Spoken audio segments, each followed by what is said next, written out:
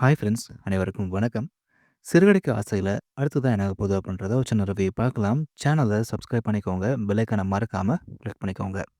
So serial கொஞ்ச நாளா பார்த்தீங்கன்னா, டிஆர்பியும் சரி, வியூஸ்லயுமே வந்து ஒரு சின்ன இடத்த தான் பிடிச்சிருக்கு. இறங்கிட்டு இருக்கு அப்படின்னு தான் சொல்லணும்.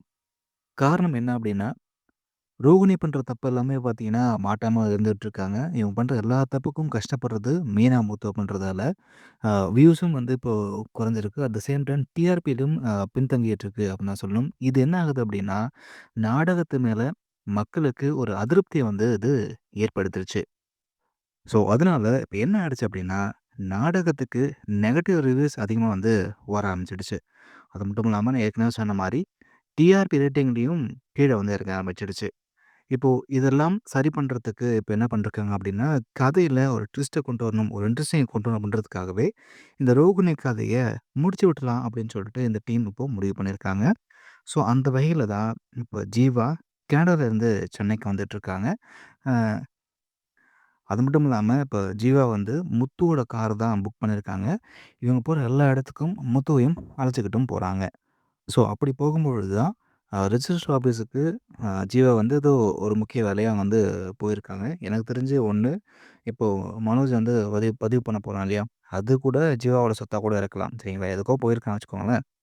அந்த நேரத்தில தான் இப்போ அங்க ரோஹிணியும், மனோஜும் இந்த வீடு வாங்குறதுக்காக அங்க இருக்காங்க.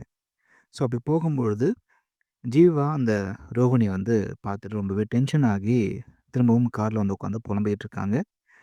முத்து ஜீவா கிட்ட "என்ன ஆச்சு? ஏன் மேடம் டென்ஷனா இருக்கீங்க?" அப்படின்னு கேட்குறாரு. அதுக்கு ஜீவா, "என்னோட வாழ்க்கையில யார பார்க்கவே கூடாதுன்னு நெனச்சேனோ, அவங்கள பார்த்து தொலைச்சிட்டேன்." அப்படி முத்துக்கிட்ட வந்து ரொம்ப கோவமா அந்த ஜீவா சொல்லிட்டு இருக்காங்க. உடனே முத்து, "அது யாரு அப்படின்னு சொல்லி எனக்கு காட்டுங்க. எனக்கு நெறைய ஆள தெரியும். நான் பார்த்துக்கிறேன்." அப்படின்லாம் சொல்ல, ஜீவா ரோகிணியும், மனோஜையும் கை காட்டுறாங்க. முத்துவுக்கு இது ஷாக்கிங்கா இருந்தாலும், எதுவும் பெருசா வந்து ரியாக்ஷன் காமிக்காம, "என்ன ஆச்சுன்னு?" சொல்லி கேட்கும்பொழுது தான் ஜீவா நடந்த எல்லா பிரச்சனையும் சொல்றாங்க.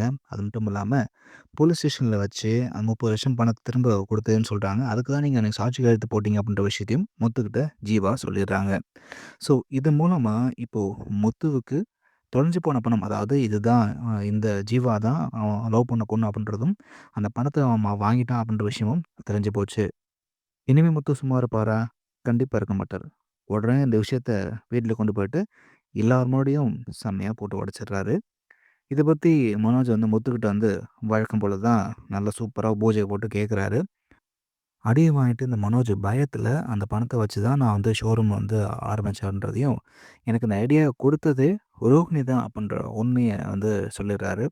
இப்போ எல்லாரும் ரோகிணிய புடிச்சுக்கிறாங்க. அப்போ இது உன் அப்பா குடுத்த பணம் கிடையாதா? ஏதோ மலேசியாலருந்து பணம் வந்துச்சுன்னு சொன்ன, உங்க அப்பா ஜெயில்ல இருக்காருன்னு சொன்ன, அது எல்லாம் பொய் அப்படின்ற மாரி இப்ப எல்லாரும் சேர்ந்து ரோகிணிய டார்கெட் பண்றாங்க. விஜயாவுக்கு செம்மையா கோவம் வருது. அப்ப நீ சொன்னதெல்லாம் பொய்யா? நீ இப்போ உங்க அப்பாவ போய் பேச சொல்லு அப்படின்ற மாரிலாம் புடிச்சு உழுக்க போறாங்க. இன்னொரு பக்கம் இப்ப அண்ணாமலை வேலைக்கு போறார் இல்லையா? அதே ஸ்கூல்ல தான் கிறிஷ் வந்து படிச்சுட்டு இருக்காரு. ஸோ அப்படி வந்து இப்ப அண்ணாமலை கண்ணிலும் கிறிஷ் மாட்றதுக்கு வாய்ப்பு இருக்கு. அப்படி கிறிஷ் மாட்டும்பொழுது, ஸோ அது மாரி ரோகிணி தான் என்னோட அம்மா அப்படின்ற உண்ம அண்ணாமலைக்கு கிறிஷ் சொல்லுவாரு. இது ஒரு பக்கம் இருக்க, இப்ப முத்துவோட ஃபோன் இருக்கு இல்லையா? அது பாட்டிட்ட தான் இருக்கு. அந்த ஃபோனும் முத்து கைக்கு கிடைக்க போகுது. அது மூலமா இது யார் எடுத்தது? யார் கொண்டு வந்தாங்க? அப்படின்ற விஷயம் விசாரிக்கும் பொழுது, வித்யா மாட்டுவாங்க. வித்யா மூலமா ரோஹிணி மாட்றதுக்கு வாய்ப்பு இருக்கு. ஸோ எது எப்படியோ, பல நாள் திருடன் ஒரு நாள் மாட்டுவான் அப்படின்ற மாரி, இப்போ ரோஹிணி எல்லா விஷயத்திலயும் செம்மையா சிக்கிட்டு இருக்காங்க. இந்த மாசம் அவங்களோட முகமூடிய கிழிக்க போறாங்க அப்படின்னு தான் சொல்லணும். இந்த ஒரு அ தருணத்துக்காக தான் நம்ம எல்லாருமே வந்து ரொம்ப நாள் காத்துட்டு இருந்தோம். ஸோ என்ன ஆக போகுது? ரோகிணி மாட்டுவாங்களா? மாட்ட மாட்டாங்களா? பொறுத்து வந்து பார்க்கலாம். உங்களுக்கு என்ன தோணுது அப்படின்றத கமெண்ட்ல பதிவு பண்ணுங்க. இந்த டிசம்பர் மாதம் எண்ட்ல ரோகிணி எல்லார்கிட்டயும் சிக்கி மாட்ட போறாங்கன்னு தான் அப்ப எனக்கு தோணுது.